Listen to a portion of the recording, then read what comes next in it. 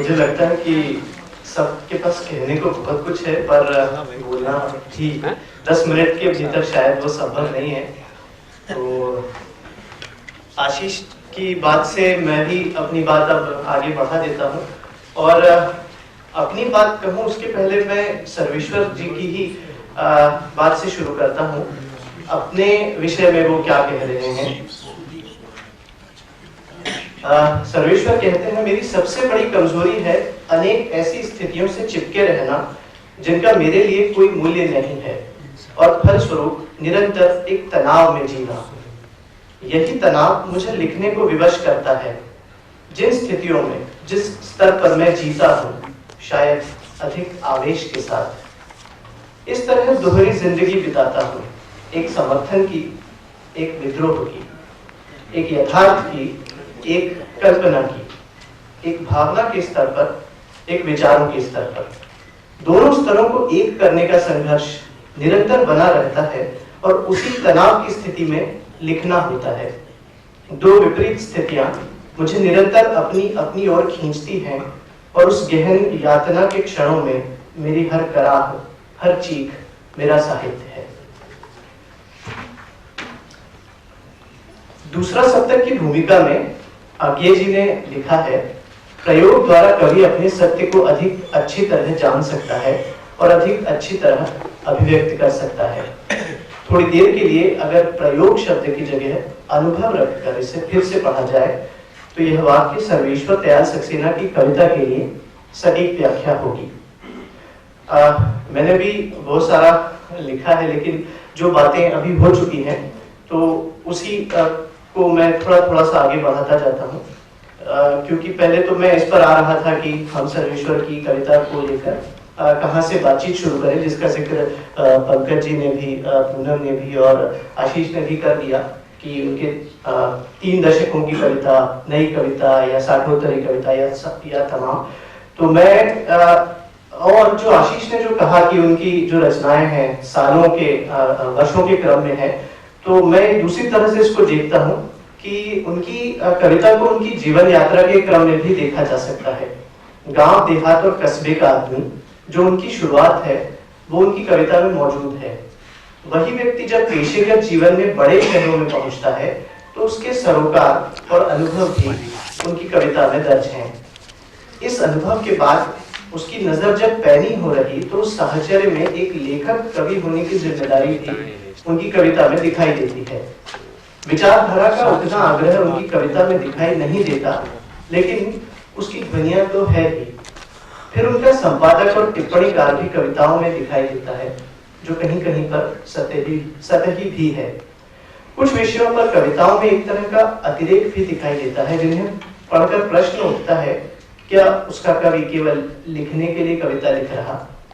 और फिर अंत में बच्चों के लिए एक सहृदय कवि, जिसने कविता लिखने से ज्यादा बच्चों के कविता में होने को महसूस किया, और जिसके लिए बच्चों की कविता लिखना उनके साथ खेलने जैसा था। इससे एक सवाल और मेरे मन में उठा कि सर्वेश्वर का पाठक वर्ग क्या है? क्या सर्वेश्वर प्रेम के कवि हैं, संघर्ष के, मुक्ति और छटपटाहट के? वे वाद के कवि तो नहीं हैं, नारों के भी नहीं, शिल्प के तो हरगिज नहीं। क्या वे बिंब के कवि हैं या दृश्य के? उनकी कविता में विषाद भी नहीं है, हाँ उसकी आहटें हैं। फिर उनकी कविता में क्या है? कस्बाई मन उनकी कविता में दिखाई देता है, कस्बे के लोग भी, जनजीवन भी और उसका साहचर्य भी। उनकी कविता में दुख भी है, उसका स्वीकार भी, अनुभव का संघनन भी। संवेदना तो उनकी कविता में भरपूर है। वे एक तरह से यथार्थ का डॉक्यूमेंटेशन करते हैं। अशोक जी के शब्दों में, जो लोग कविता लिखते हैं वे थोड़ा सा समय भी लिख जाते हैं। तो ये सारा समय जो है मुझे लगता है कि सर्वेश्वर की कविता में मौजूद है। वे बहुत सारे को साधना चाहते हैं, विविध विषयों और समयों को। अलबेर गामू के कालीगुला के संवाद अचानक मुझमें असंभव के लिए आकांक्षा जागी की तरह, मगर कविता की छन्नी से बहुत कुछ छन्ने से रह जाता है। जो छन कर आता है वो भी कुछ कम रह जाता है। कुछ है जो सर्वेश्वर के यहाँ अनुपस्थित है। उनके यहाँ कविता को पढ़ने के बाद रह जाने वाला मौन कुछ कम है। दृश्य तो रह जाता है पर विचार कभी कभी कम पड़ जाता है। अनुभूति भी कभी एक क्षीण होते अनुभव में बदल जाती है। उसका देर तक और दूर तक बहुत कम साथ रह पाता है, लेकिन अपनी सारी जबान के कारण वो याद रहता है, स्मृति को कुरे देता है। बहुत सारे नदियों के बीच उनकी कविता का सच साथ बने रहता है और पाठक को हॉन्ट करता है। हांगकांग के एक फिल्मकार है ओंकार वाई, उनकी एक फिल्म है हैप्पी टुगेदर। उसमें दो किरदारों का एक संवाद है और वो ये बात करते हैं कि आपके कान जो होते हैं वो ज्यादा जरूरी होते हैं, और वो किरदार ये कहता है कि तुम अपने कानों से बेहतर ढंग से देख सकते हो, क्योंकि अपने चेहरे पर नकली खुशी ओढ़ के तुम खुश तो दिख सकते हो, लेकिन तुम्हारी आवाज जो है वो सब सच बयां कर देती है। तो मुझे लगता है कि अनुभूतियों का यही सच और जो आवाज है वो सर्वेश्वर की कविता की ताकत है। एक और चीज जो मैंने महसूस की, मेरे पास कविताओं के भी बहुत सारे उदाहरण है, पर मुझे लगता है कि मुझे उसको स्किप कर जाना चाहिए। दो तीन गुण मैंने उनकी कविताओं में नजर आते हैं कि एक तो ये कि उनकी कविता बहुत सारे दबावों से मुक्त है, वो अल्हड़ है, वो अपने कहने में एक तरह की मौज है, और दूसरा कि उनकी कविताओं में पाठ की शक्ति है। मसलन कि आप पढ़ना शुरू करें तो आप विचार और दृश्य में उलझेंगे नहीं, और यही कारण है कि बहुत सारे रंगमंच के कलाकार जो हैं वो उनकी कविताओं का पाठ करना चाहते हैं या बार बार उनकी कविताओं का पाठ करते हैं।